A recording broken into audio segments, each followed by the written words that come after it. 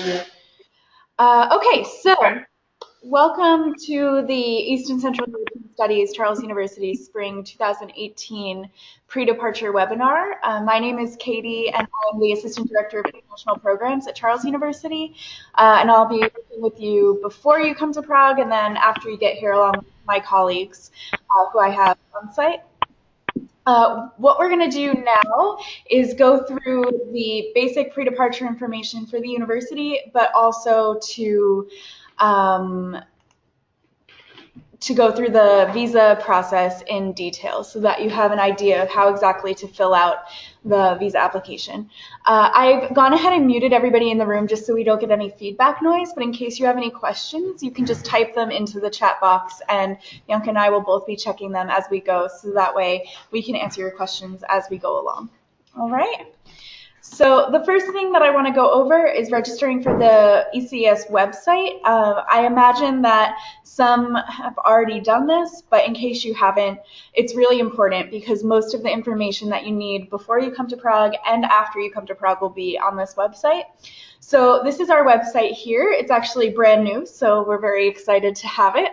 And in order to register, the first thing that you need to do is click login on the top right-hand corner. Once you've gotten here, you'll register as a new user. And I've made a sample account just so that I can show you what this looks like. You'll type in your first name, your last name, and your date of birth, and click register. So once you've done that, you can make a username, which can be your email address or it can be something else, and a password. I'll just go ahead and use these for all of them. And to click register. So that'll log you into your system and you can use that username and password the whole semester to log in to see your classes, to register for classes, to see your pre-departure information, really everything that you need. So once you log in, you'll see this, your profile. After you've registered for classes, you'll see on your weekly calendar your class schedule. For now, it will be empty. And you can see your personal information up here at the top, but what I'm going to go through mostly is what's over here on the left-hand side. And as I go through the webinar, I will point out different bits of information that you can find on the website and where you'll be able to find them. Hi, Jordan. It looks like we have another person. Just to catch you up, in case you have any questions, just type them into the chat box on the GoToMeeting platform so that we can answer them as we go along. All right? Okay, so back to the webinar, the PowerPoint. The first thing that I'm going to go through is the Czech visa application process. This is arguably the most important part of this webinar, so I'm doing it first. And this is the list of all of the documents and bits of information that you'll need to compile for your visa application. It looks really, really overwhelming, but I promise that it isn't. And we'll walk through it step by step so that you know exactly what it is that you need to submit. So the first thing that I want to touch on is this visa application form.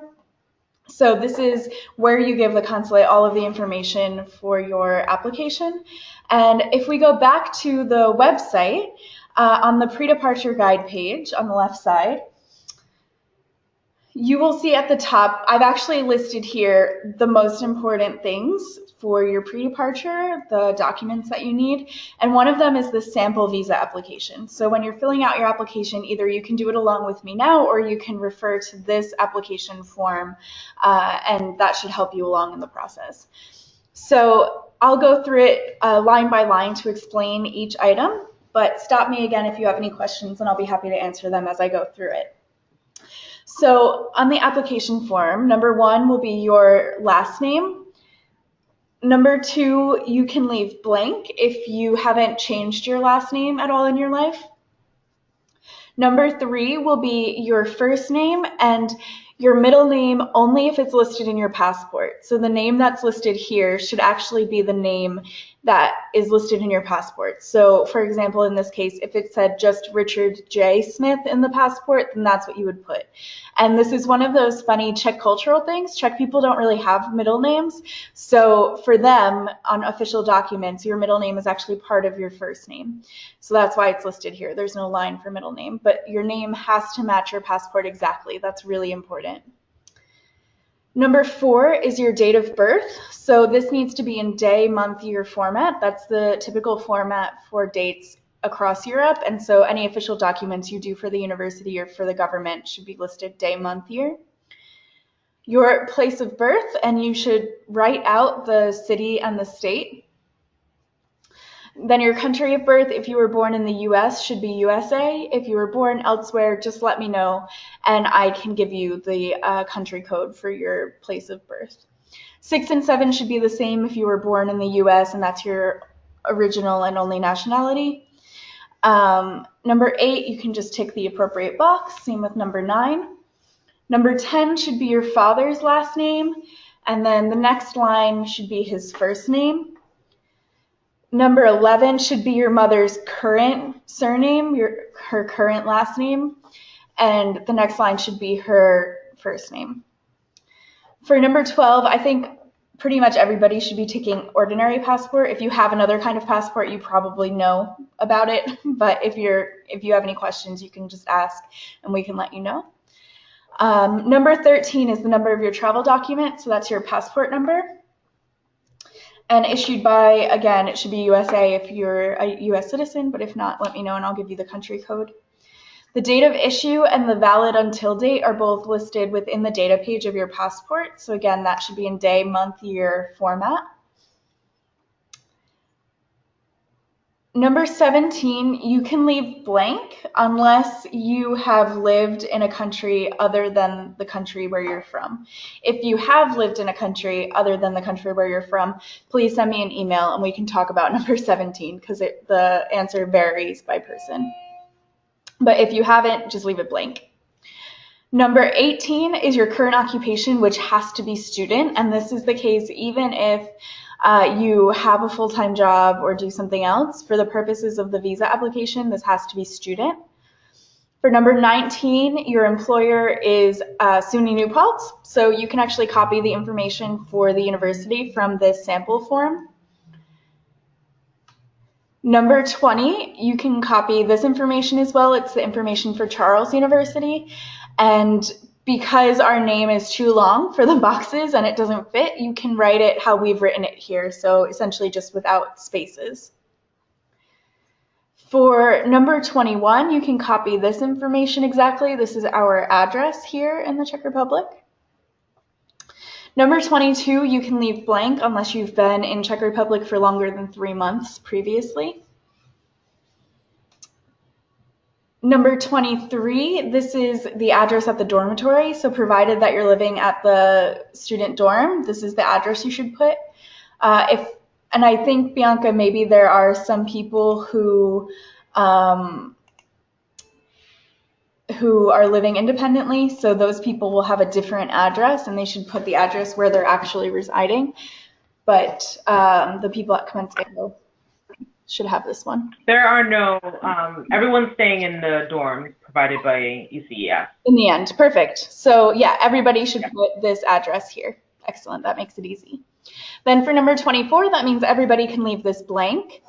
That your postal address will be the same as your residential address. Number 25, this has to be 111. So this is the number of days that you're requesting the visa for, and this needs to be 111 even if you intend to stay after the program ends or arrive beforehand. This is because the visa will be issued actually just for the length of the program, and beyond the length of the program, you have an additional 90 days as an American citizen to stay in the Schengen zone, so in Czech Republic and the other Schengen countries. So anytime you spend in Europe before or after this program period will count towards that 90 days. But it's really important that this says 111 days. Number 26, you can leave blank unless you've ever had a visa for the Czech Republic before. Number 27, you can also leave blank unless you've had a visa for other Schengen states. Okay, and the next page. Number 28, the purpose of stay is study, and again, it has to be study. It can't be any other option here. Number 29 are the dates of the program. So again, these have to be the dates of the actual program. It doesn't matter if you plan to stay after or come early, these have to match what our documents say exactly. So it'll be January 29th, 2018 until May 19th, 2018. And again, that's in day, month, year format. Your place of entry in the Czech Republic will likely be Praha, which means Prague in Czech. And your means of transportation will likely be plane. Your inviting legal person is our head of international relations, that's Silvia Bomova, and this is her name and again the university details, so you can copy all of this information exactly all the way through number 33. Number 34, the manner of funding your stay has to be yourself. Again, this is really important. Even if you have scholarships or something else, for the purposes of the visa application, it has to be yourself. Means of support during your stay, you should tick cash and credit cards.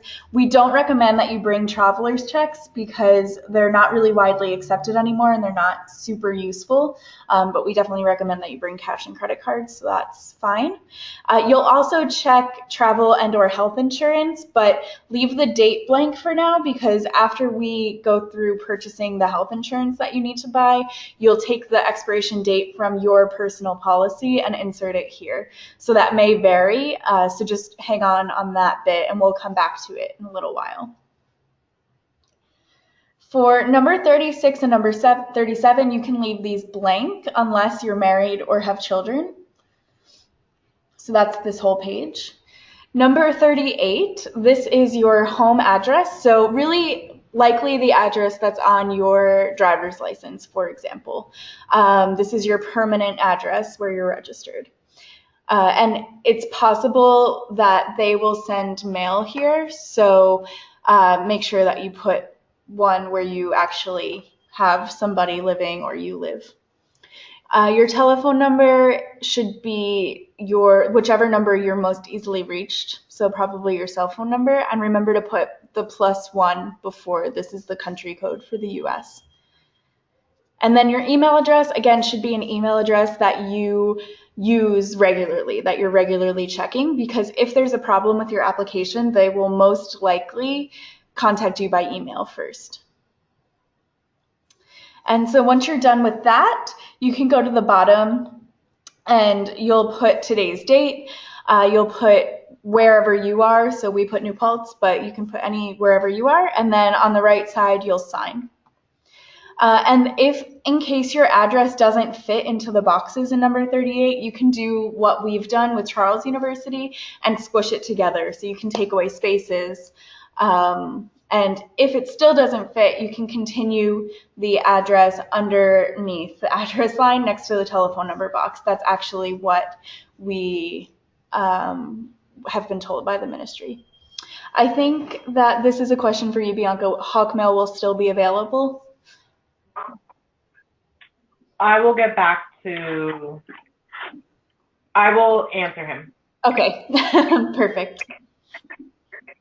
Okay, so we can go to the next document. If you have any other questions about the visa application form, just let me know.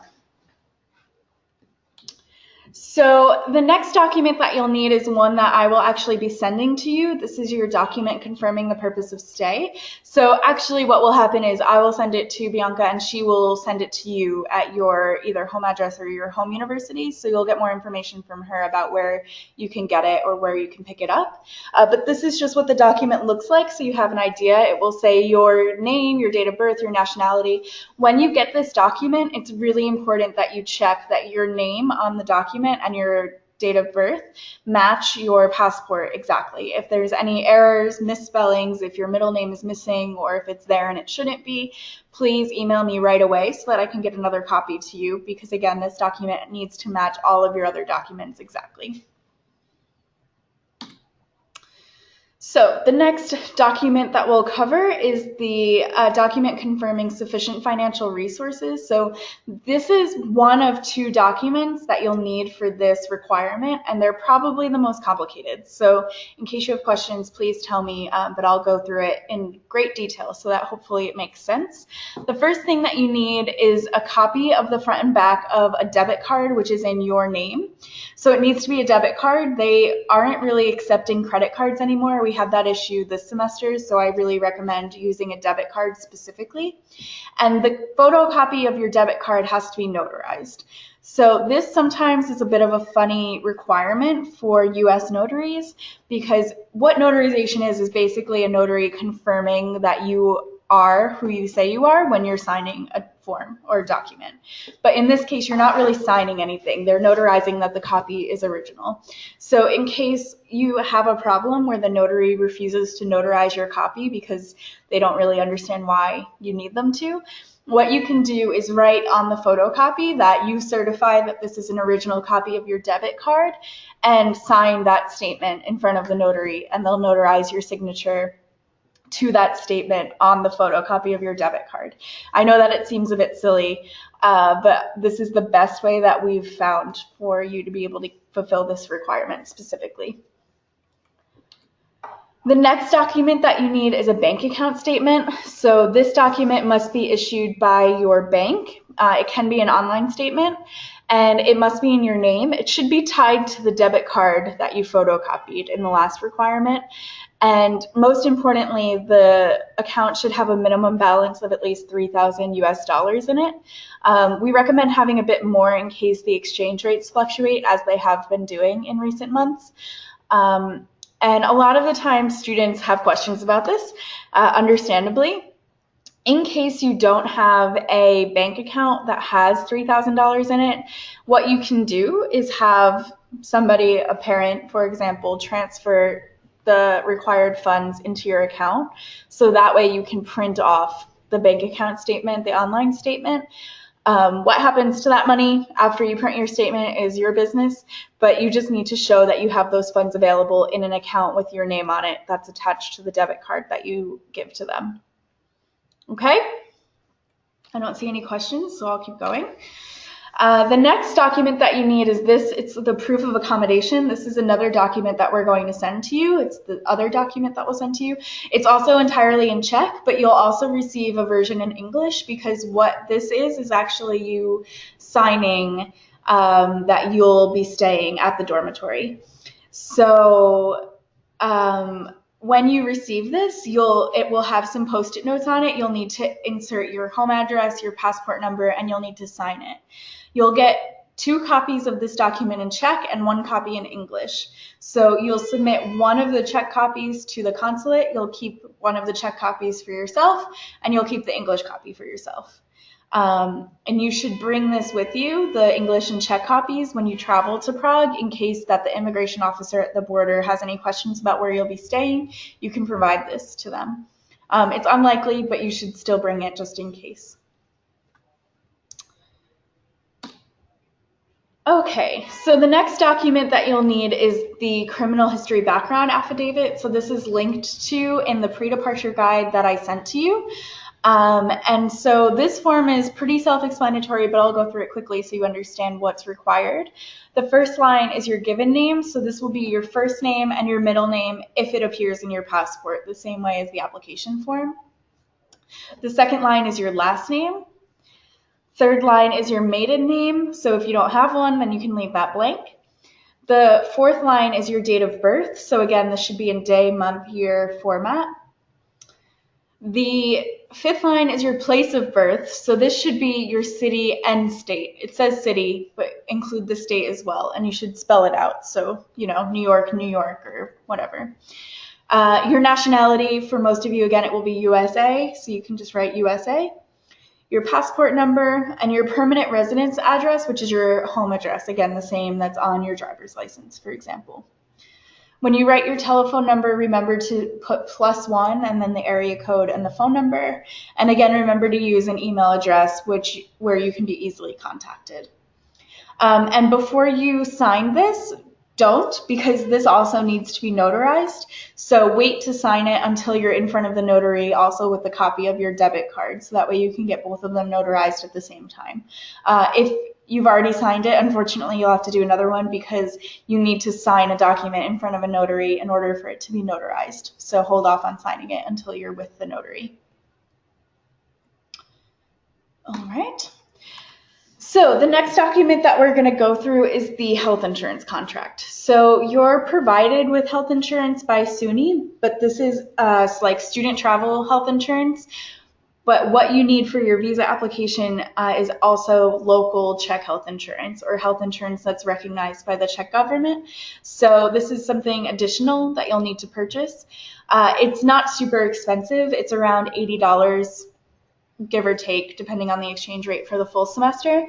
There's a couple of insurance companies that you can use. We recommend this one called Maxima because they are quite easy to work with. They're very English friendly, and most specifically, we know doctors in Prague that accept it. So in case you need to use it, we know doctors that speak English in country that you can go to, as well as with your SUNY insurance. So actually, you'll be covered both ways. So I'll go through their website quickly so that you can see how to purchase the insurance. If the page isn't already in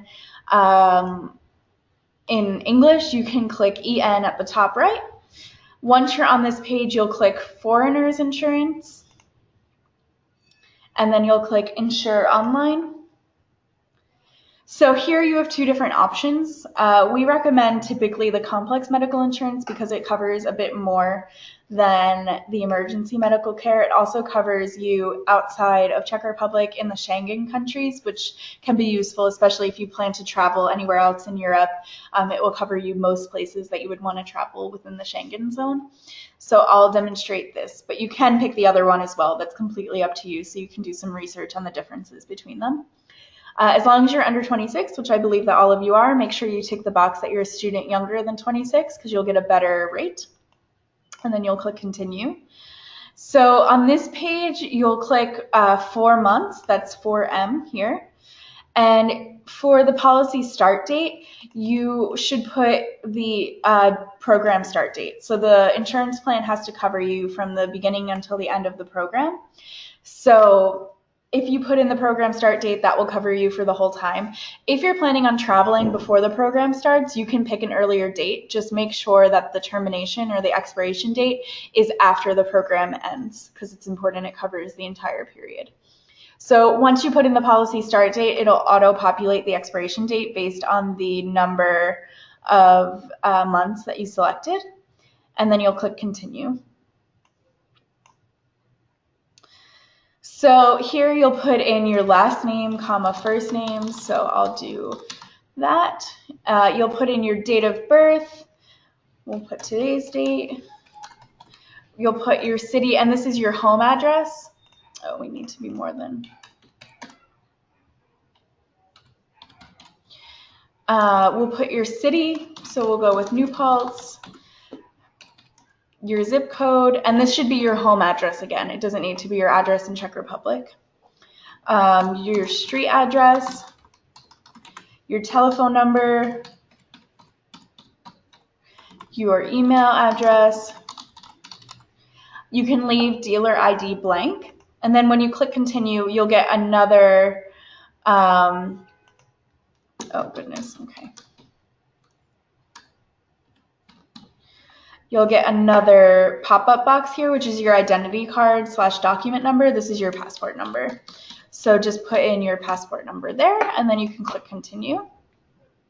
Oh, and it'll pop up with your nationality box as well, yeah. So put in your nationality and then click continue. So once you've clicked continue, you'll get this summary of the insurance that you're buying. So make sure that you read it through, make sure that everything is correct, because again, this information needs to match exactly the information which is in your visa application. So once you've read it all through, click continue, and then click pay the premium.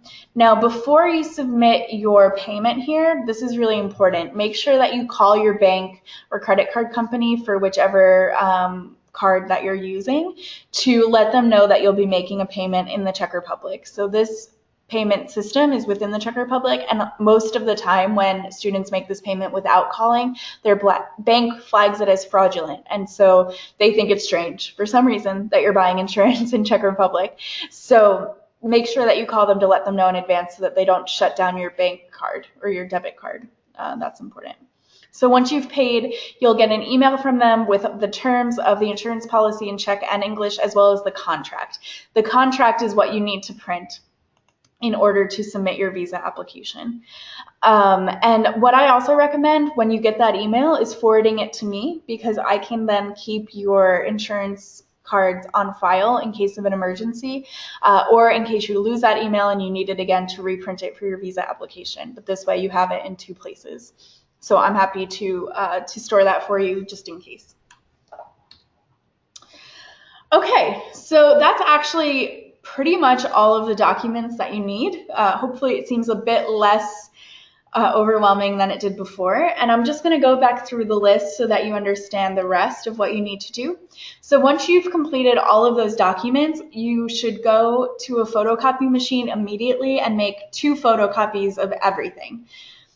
For your visa application, you will need to submit the original and a photocopy of every single document that you have. And as well, you will need to submit 2 photocopies of the data page of your passport. So photocopy everything twice, submit the original and 1 copy to the Czech consulate, and as well you should keep 1 copy for yourself. So you'll make 3 copies of the data page of your passport, keep 1 for yourself, submit 2 to the consulate. And then the other thing that you should do is take 2 passport photos. So this is the kind of passport photo that you would get at CVS, for example, where they just take your photo so you can submit it to apply for a passport. You need to submit 2 originals for the visa application. And in terms of submitting your application, you can find in the pre-departure guide, which is on the website as well. And I'll go to the pre-departure page of our website. You can click to get the PDF version if you don't have it saved on your computer. And if you scroll down to page, I don't know, what page are we on? Page 3 maybe, you will see, nope. Here, the list of consulates. So what you need to do is find whichever state your permanent address is in, and you'll apply at the corresponding consulate. So if your permanent address, your home address is in New York, then you'll apply at the consulate in New York City. It's on the Upper East Side on, I think, East 73rd Street. If you're from another state, then you should check to see which consulate you should apply at. The best situation is for you to submit your application in person. So if you live close enough to New York City where you can go there for a day to submit your application, that's really the best. It's not a requirement, but it does guarantee that you know which day it was submitted. And also it means that you're not putting your passport through the mail more than necessary, because the alternative is if you can't go to the consulate, then you can mail your visa application. So in order to do this, you will get an overnight self-addressed stamped envelope from USPS Express Mail, and you'll mail your application with that. If you can't go to the consulate to pick up your visa application after it's approved, then you'll need to include a second prepaid self-addressed USPS Express Mail envelope. The type of carrier is really important. I'm saying USPS on purpose because all of the consulates right now are requiring that you send your application through USPS Express Mail. So keep that in mind. But like I said, if you can go to the consulate to drop off your application and then go back to pick it up once it's been approved, that's the best situation because then you have it in hand. It's not going through the mail. And also when you go to the consulate, they can look through the application just to check that you have everything. But don't stress if you can't. It's not a big deal. Just make sure that you send it via mail on time. In terms of processing time, the visa application process can take up to 60 days, and it really can take that long. So it's important that you submit your documents as soon as possible. Your visa documents from Charles University should be sent to New Paltz this week, so you should have them soon. And really, as soon as you have them, you should go ahead and submit your visa application. And this should be submitted absolutely no later than Thanksgiving, because this means that your visa application will be approved prior to your departure time. Keep in mind as well that if there's something wrong with your application, you're missing a document or something is incorrect in your application, the time that it takes for you to correct that mistake will not count towards the 60 days. So essentially it gets paused while you sort out the error. So the sooner that you submit, the better, because then it gives you some flexibility in case something's wrong. In terms of your application documents, you can also send them to me. So you can scan the documents when you're copying them and send me a scanned copy of everything. I'm more than happy to look through everything, so that way I can make sure that you filled it out correctly, that you're not missing anything, and you just have a second pair of experienced eyes going over the documents. Okay, anybody have any more visa questions? No? Okay, so then I'll move on to the rest of the webinar, which is not visa related, but in case you have any other visa questions, please email me or drop it in the chat box and I will be happy to answer them. So in terms of the rest of the pre-departure, this is largely about the university, about classes, about orientation, all of that good stuff. So the first thing I have here is the program dates for the program. So again, you arrive on Monday the 29th. That's the official arrival day. It's the day that we expect you to be in Prague. And the official departure day is Saturday, May 19th. And this calendar you can find on the ECES website. So I'll pull it up here. If we go back to the website and go to program overview and then calendar, you can find it here. So in detail, the whole calendar. So I recommend that you look over it. It's also in the pre-departure guide and it's also on the semester information page, but just so that you have another copy. In terms of courses, you can take up to 7 courses in the semester, which is 21 credits. Each course is worth 3 US credits, which includes the mandatory intensive Czech language course. So in terms of elective courses, you can take 6 for 18 credits. During the initial registration, you can register for up to 4 electives plus the Czech intensive, and then you can add an additional 2 electives after you arrive in Prague if you'd like to. 7 credits is a lot, so taking 6 electives at one time is a lot. Most of our students take between 3 and 4 classes, so keep that in mind. In terms of the academics at Charles University, the style of learning is just much more independent, so this is something I want to bring up now to really prepare you for it so you can start thinking about it. Basically, you'll find that most of our professors don't have a lot of assignments that are graded throughout the semester. Typically, you'll have a lot of readings assigned to you, but the actual graded assignments will generally be like a midterm and a final exam, or a midterm and a final paper, or a presentation, something like this. So it means that it's really your responsibility to stay on top of your coursework, because just because the readings aren't being tested, for example, or tested with weekly quizzes, it doesn't mean that they're not important. Most of our classes still have participation grades, so keeping active in discussion is really, really important for the classes, and the professors do notice when you're not actually prepared for class.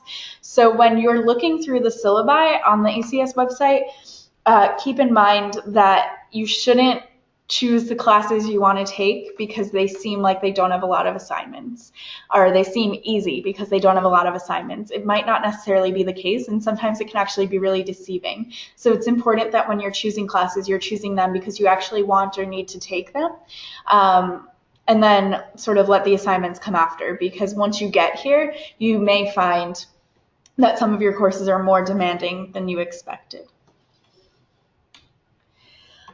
Regarding the Czech language course, so this course is worth 3 credits and it meets before classes begin. So there's a 2.5 week period before classes begin when all you're doing is taking the intensive Czech language course. It seems like a lot, but the teachers that we have for the Czech language course are amazing. The students usually really love them. And what they do typically is bring the students around town and bring you to a cafe and ask you to order, ask people on the street for directions, as well as classroom learning. So it mixes it up, and it's not 5 hours of, writing vocabulary 3 times each, this sort of thing. So Jordan asked what point would we be able to see the courses not offered on the ECES website? So if you are referring to courses outside of ECES, the courses that are offered outside of ECES typically aren't released until after you've already arrived in Prague, and this is just part of the Charles University system. It's one of the academic cultural differences.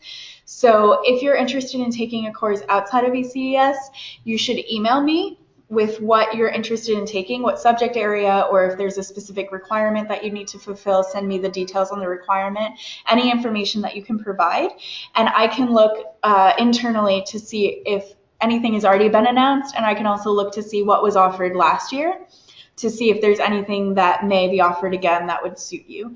But in terms of registering for those courses, we will register you for them once registration begins, but that actually doesn't happen until February. So we can't guarantee your registration into non-ECS courses, but I can certainly work with you individually before you arrive to figure out what may be available on a case-by-case. So you should drop me an email about that with more specific requirements, and I can give you more specific information via email too. So back to the intensive Czech language course. In terms of the course, really what they teach is basic Czech language, which will help you get around in Prague. So it does set you up well in case you want to take Czech language for the full semester. And we encourage you to do that, but it's not a requirement. This intensive pre-semester course is the only requirement. This course can also be taken as pass-fail, and it's the only course that we offer that can be taken as pass-fail from the Charles University side. So you can decide to declare this course pass-fail up until the end of the second day of the class, so after you arrive. And the form for this, I'll show you, can be found on the semester information page on our website. In this area here. So in case you want to declare the course pass-fail, you can read this information more fully and also the information on the pass-fail declaration form, just so that you understand the process for that. In order to pass the class with the pass-fail option, you need to receive at least a C or better in the class. That's so basically what you're declaring is that if you receive a C and you've declared pass-fail, it means that you'll get a pass on your transcript instead of a C. And likewise, if you get less than a C, you'll get a fail on your transcript instead of the grade that you got. In terms of course registration, we'll have course registration on Sunday, December 3rd at 6 p.m. Prague time. So that means 12 p.m. Eastern Standard Time. Usually Czech Republic and New York are 6 hours apart. For this week, they're 5 hours apart because we had daylight savings time yesterday and you haven't had it yet, but it will be 6 hours. So keep that in mind. It's useful information as well. Spaces in our courses are given on a first come, first served basis. So at this time, you can log on to the website and register for the spaces that are available. In case you can't get into every single first choice course that you want, I strongly recommend that you get extra courses approved in advance. So that way, in case your Plan A course is full, you can still register for your backup course just in case. And likewise, if a course is full that you want to take, you should still register for it because we have an automatic waitlist system. So this means that if a course is full when you register for it, you'll be automatically placed on the waitlist in the order in which you registered. And then if enough students sign out of the course that you want to take, you'll be automatically put into the class. So a lot of the times during initial registration, students will sign in for more courses than they intend to take to figure out course equivalencies, to be able to attend one of the sessions to meet the professor, these sorts of things. So we do find that spaces and courses tend to free up after you arrive and after classes begin. So it's possible you may be waitlisted for 1 or 2 courses initially, but you'll need to be a little bit patient for the system to sort of level out.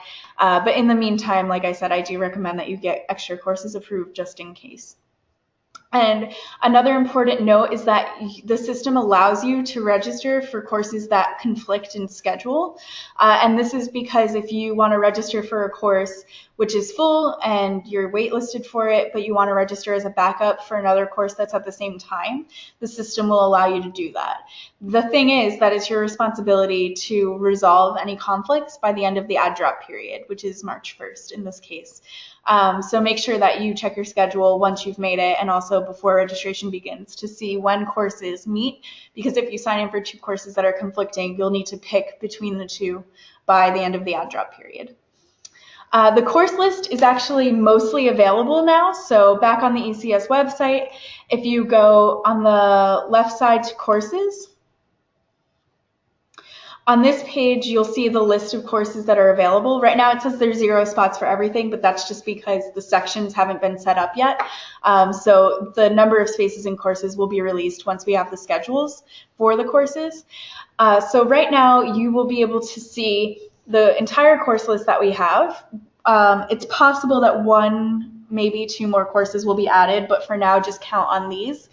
And to see more information about the course, you should click on the course title, and then you can see the course description here at the bottom. In order to see more information, you'll click on either the section title or the course title again under sections, and up here at the top is the syllabus. So if you open this, you'll see the full syllabus for each course. Some of them are still being updated, but the majority of them are available, so you can already see the list of courses that are available for the semester. So you can already start to plan on what you may be interested in taking.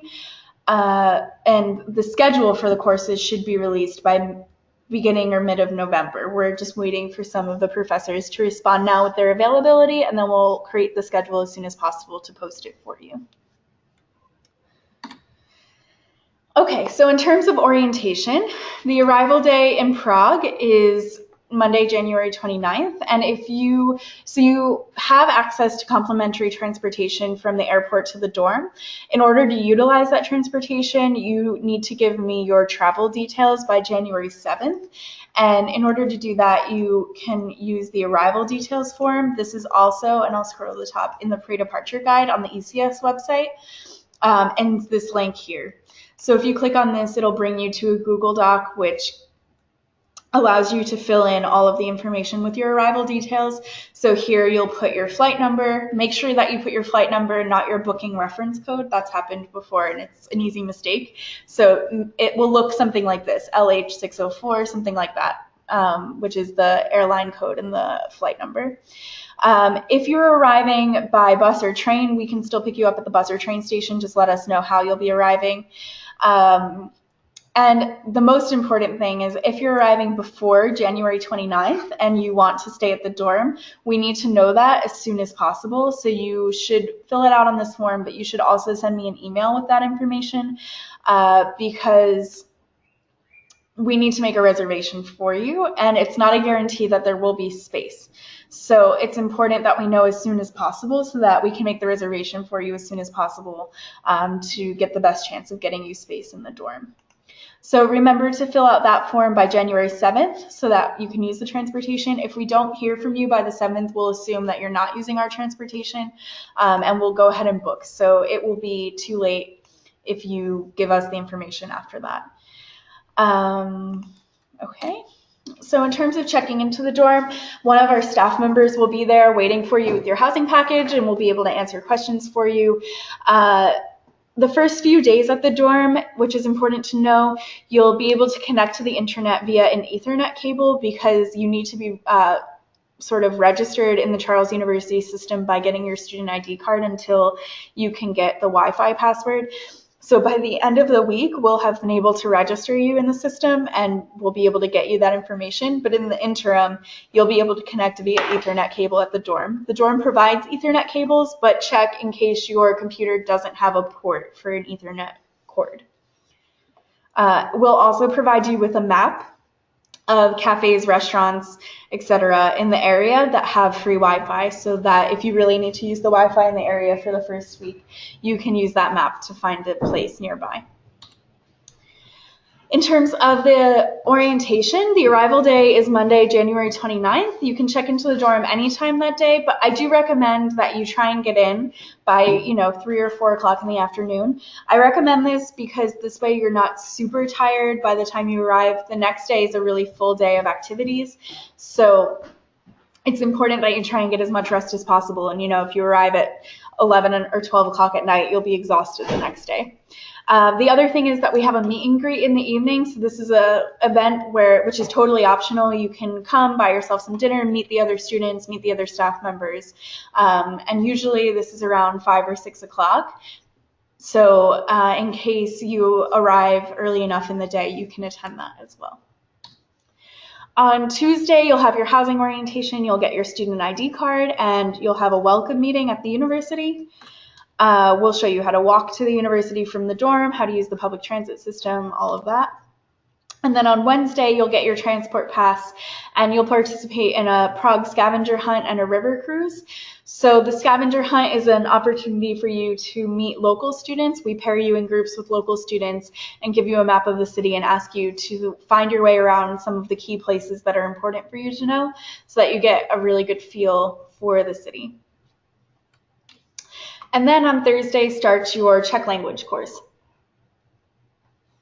So I have at the bottom of the screen a calendar so that you can get a good idea of what the first 3 weeks of the program look like.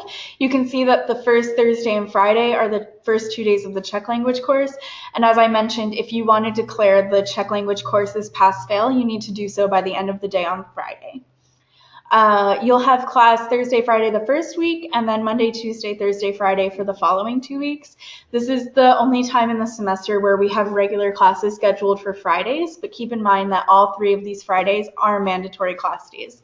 So if you plan to travel for the first couple of weekends, I encourage you to do so in the Czech Republic for just one night or just for day trips, or even better, to experience Prague in the beginning of the semester to get your footing here. But it's important that you don't schedule any out-of-town trips that leave on Thursday night or Friday because the attendance for this class is important since there's only 10 days of the class. On the second and third Wednesday of the program, you'll have your ECES day trips. So there will be a list of trip options available to you on the ECES website, and I'll show you where you can find that. So on activities, if you click here, you will eventually see a list here of activities that you can register for, and I will send you as well the date when you can register for the activities, both the optional ones and the mandatory ones, and you can pick which of the day trips that you want to go on. We anticipate having between 3 or 4 options per day for the semester, so there'll be a couple of different options. Usually we do, for example, Kutná Hora, Pilsen, something like this on the first day, and then on the second day we do places like the Terezín former concentration camp, the Lidice Memorial, the Příbram former communist labor camp, these sorts of places. So you'll be able to read about them and decide which you most prefer to go on. We offer as well some optional trips and activities. This is just a small list of some examples. Again, the full list of activities will be posted before the activity registration start date, and you'll register for activities the same way that you register for courses. So it's a first come, first served basis. You can log on to the website and just start registering at the day and time that registration begins. In terms of your housing, you will receive your housing assignments based on your housing application form, but you'll receive them once you arrive in Prague. I don't actually assign the housing, the dormitory does. So we give them your preferences, and I would say that 95% of the time they're able to honor preferences. Sometimes they are not because of the room configurations and how busy they are, but we do our best to be able to get you all what you want based on your requests and your housing forms, and you'll get your room number once you arrive.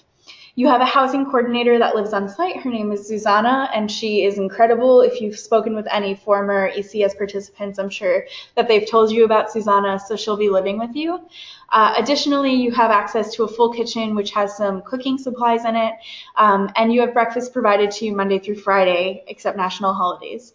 So the breakfast that's provided is a continental breakfast. The phrase continental breakfast comes actually from Europe being the continent. So this means that it's things like cold cuts, sliced cheese, fruit, yogurt, hard-boiled eggs, bread, this sort of thing. This is a really typical Central European breakfast.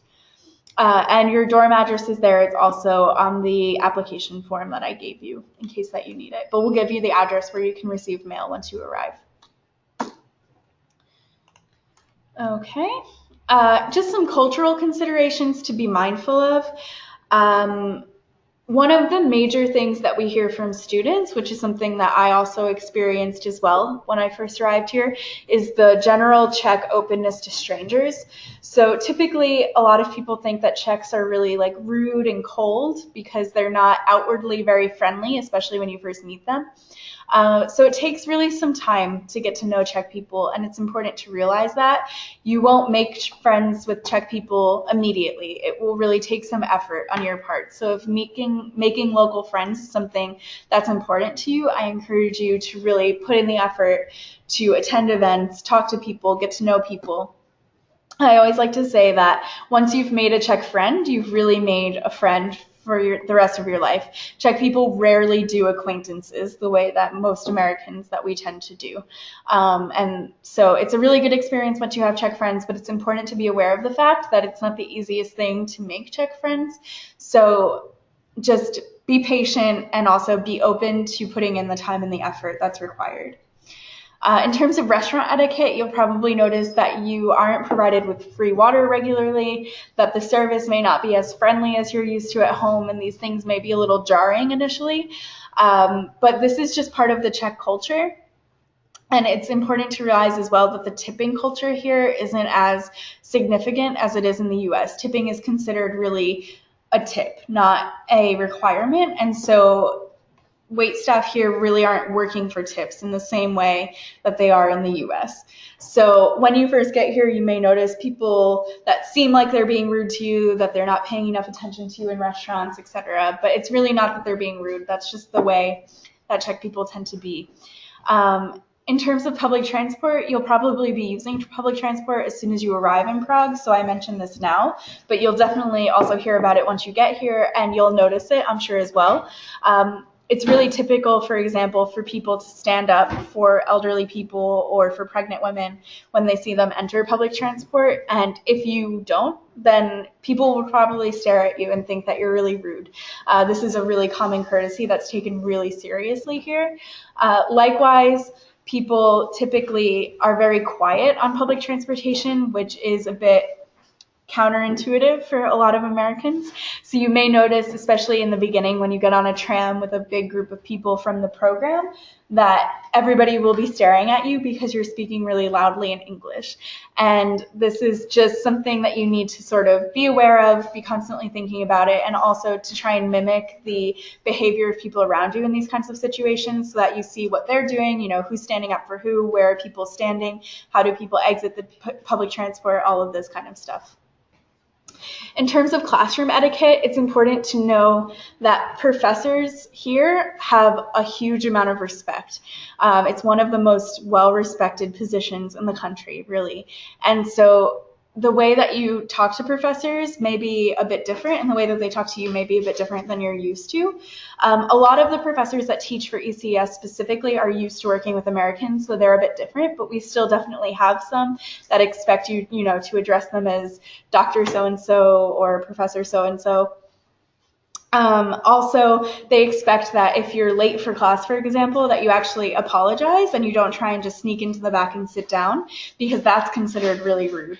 Additionally, using electronics in class isn't really widely accepted, and when it is, it really is only for notes. If professors here see you using things like social media in class, it's really considered very rude, and probably it will affect your grade in the class, and it's really just not good form. So I encourage you to really just consider that.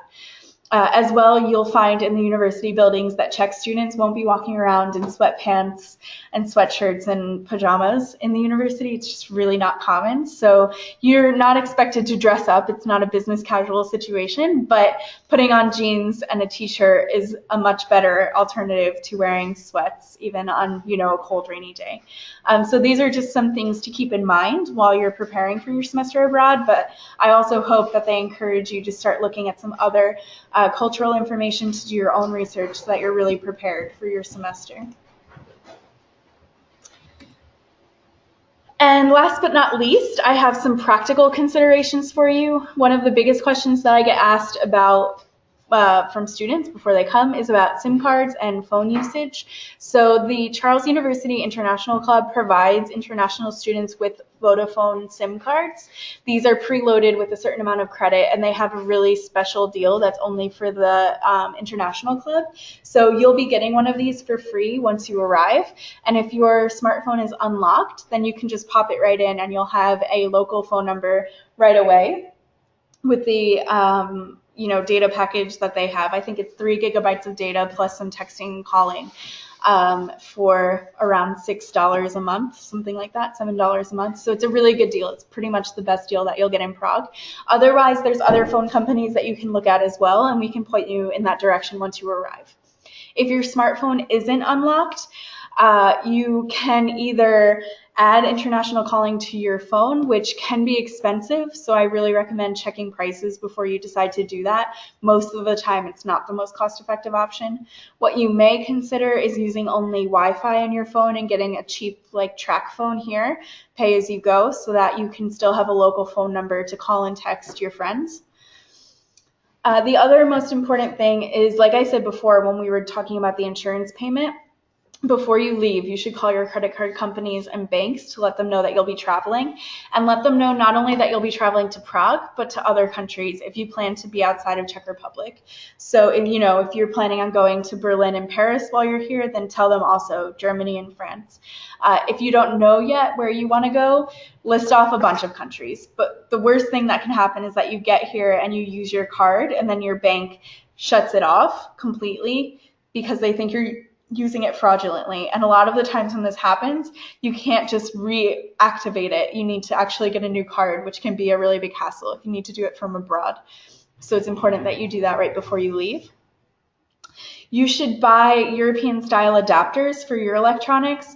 So I really strongly encourage you to do this before you come to Prague. A lot of people in the past have waited to buy them until they get here, but actually buying US to European adapters in Prague can be challenging because most people here need them in the other direction. So not all stores have a big stock of them, not all of them carry them. So it's much better if you buy them in the US. You can get them super cheaply in Walmart, Target, Best Buy, Amazon, whatever. And also consider that if you're planning on going to the UK, London, for example, that you buy at least one US to UK adapter as well. For the most part, you shouldn't need voltage converters because most electronics now convert voltage automatically. So these are things like your laptop, your cell phone, your camera. These should all convert voltage automatically. If you have heat-producing appliances, things like hair dryers, hair straighteners, these won't convert voltage, and I actually recommend that you don't bring them, but rather that you buy them here. Even with a voltage converter, these things can overheat with the high voltage that we have in Europe, and it can be really dangerous. It can be a fire hazard, but also it can do weird things like I used a hair straightener when I was studying abroad in London, even with a voltage converter, and the hair straightener actually melted my hair because it got so hot. And that was one that I had bought in the US. And I've heard similar stories from other travelers. And so I really recommend, I can point you once you arrive to a place where you can buy these things once you arrive cheaply. Another recommendation that I have is to start learning Czech. Duolingo just came out with Czech language for English speakers. I think right now it's only available on the desktop version, but hopefully soon it will be added to the app as well. But in the meantime, you can download Memrise, which is another language learning app, and they have Czech for English speakers. I think Duolingo is a bit better, but like I said, I don't think it's in the app yet, so you can download Memrise in the meantime. And the last recommendation I have is to get an ISIC card. This is an International Student Identity Card. This is something that you should buy online in advance, and this gives you access to certain discounts all over Europe. You'll have your Charles University Student ID card, which will also give you access to discounts, but this one will give you access to unique discounts which won't otherwise be available to you, including if you plan to stay in the dorm for extra nights, either before or after the program, it gives you a discount on that rate, about $5 per night. So you can check on their website to see which discounts you can get, on buses, train tickets, these sorts of things, hotels, restaurants, shops, and you can decide if these are things that you'll probably use, then it may be worth getting. Okay, so that's actually all that I have for the webinar. But if you have any questions, I'm happy to answer those now for you. I'll wait for a second to see if any pop up in the chat box. Otherwise, I will repeat again about the visa process, that you should really remember to submit your visa application absolutely no later than Thanksgiving, but realistically as soon as possible. And if you want somebody to double check it before you submit it, please feel free to scan and email to me all of your documents, and I'll be happy to look them over for you. That's not a problem at all. Okay, so if there's no questions, we can go ahead and end. Thank you all for coming, and thank you for watching, for those of you who are watching later. I look forward to meeting you in January.